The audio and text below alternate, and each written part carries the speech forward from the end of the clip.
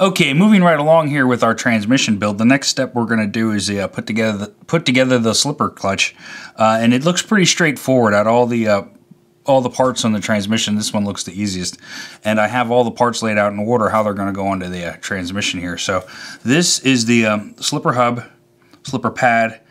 This is an 84 tooth 48 pitch spur gear. We have the slipper housing, slipper pad, slipper plate, another slipper pad, and then we have the slipper hub outer, the outer slipper hub. And that's exactly how they go in order, so we'll just start putting them on the transmission here.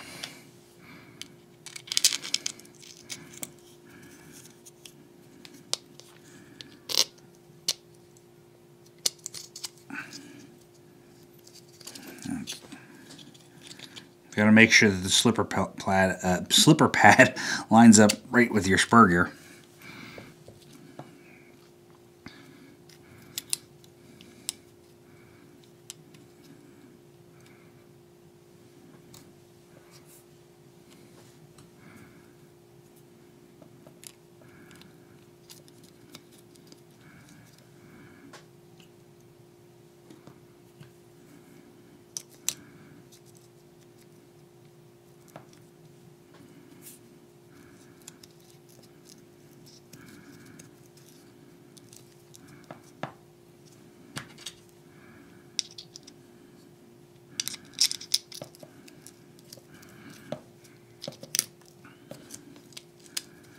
So, just like that, it's your slipper clutch here. Now we have the spring, slipper spring, and the directions call to compress this with pliers.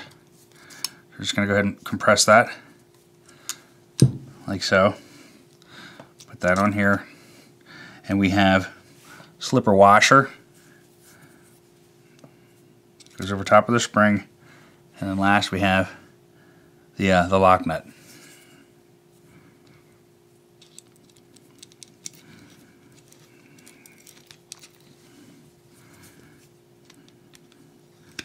So that's the slipper clutch, pretty easy, and we'll adjust it later after we get it out on the road. So moving on, I think we're up to the rear A arms now. So we'll get that all set up and ready to go. Okay, now we're going to start working on the rear end, attaching the rear A arms. Now these are called T4 A arms, so maybe they're from their Truggy version. I don't know. The T4 A arms, one right and one left. We have these two hinge pins, very similar to the front A arms. Slide them through this hole here. Now there is a little bit of some adjustability, and when we get to the back of these shims, we'll talk about that in a bit. But first, we'll get these mounted up. Slide that through there, and then you have these tiny little guys that lock it off in the end. We're going to attach this shim a little bit later.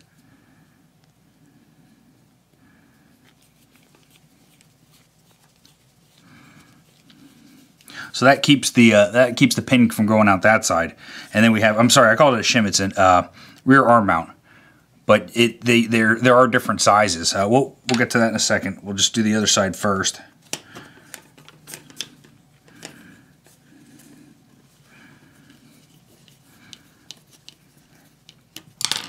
So just like that, we have the two little set screws or whatever they are. They hold the pins in from coming out that side. And on this side, we have a rear arm mount, and the manual calls for a 3-degree version of that. We do have I think 2 other selections for tunability, but we'll just go with what the manual says now, and we'll mess around with it a little bit later. We also have a anti-squat shim that has to go on the bottom 2 degrees, calling for 2 degrees. So that goes underneath.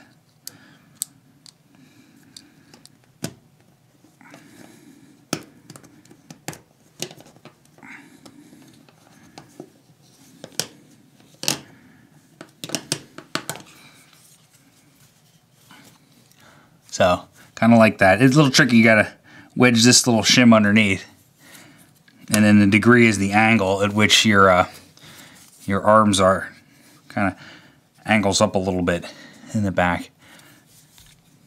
I'm sorry, it angles up towards the front, but yeah, a little tricky to get that wedged in there. But it's all has to do with tuning. So after you get that shim all lined up, these two little holes here, you're gonna put these countersink screws in there, 1/2-inch countersink screws.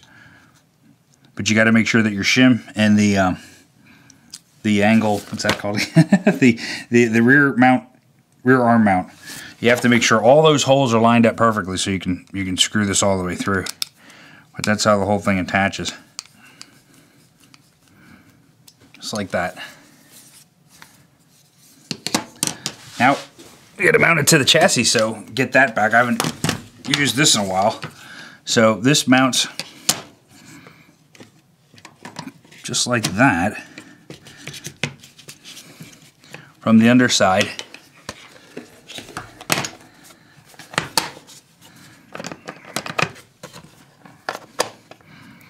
These 4 holes, 4 countersink 1/2-inch screws.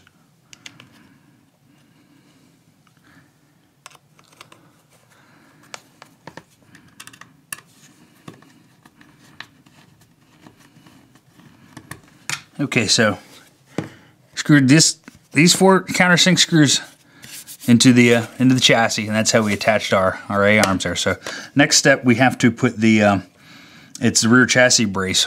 So we'll get that part out a while.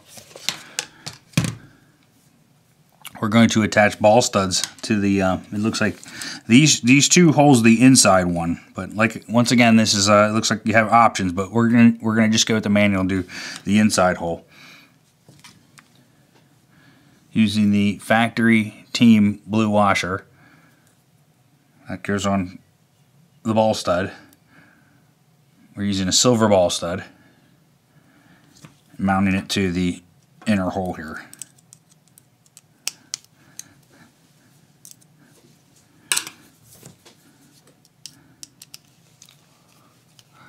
We'll do the other side.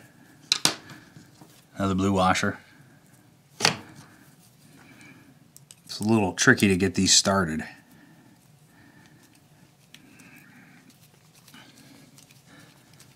Okay, so that's where we're at. We put these little silver ball studs here on the chassis brace. Now we're going to put the little foam covers over top of that. Dust covers. Alright, and this goes calling for a rear ballast weight. Alright, I got thrown through a little bit of a loop again. I think there's a misprint in the instructions.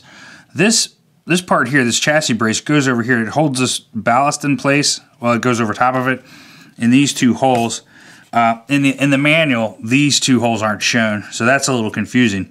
And they also call for 7/16 screws that go in there, but the ones that I think you need to use are actually 9/16, so not a big deal, but just threw me through a little bit of a loop there. So you're gonna push these over these holes, and then you screw the first 2 9/16. That's what I believe they are, screws to hold this chassis brace down.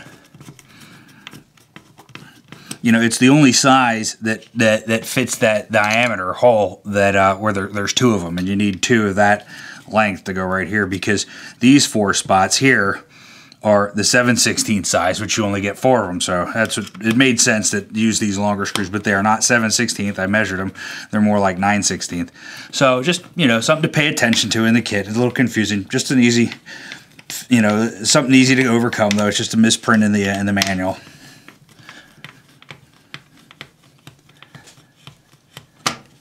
So that's it. That's where we're at for this video. Next video, we're going to work on the rear shock tower, get all that ready to go, and we're getting there. I think after that, then we mount the transmission in there, and we start working on the CVA joints. So that's pretty cool. We got a lot to look forward to. I'll get it done. I got the bodies, you know, the body's almost finished. So it's a race to the finish now to get the car done. So that's what we worked on today, right there.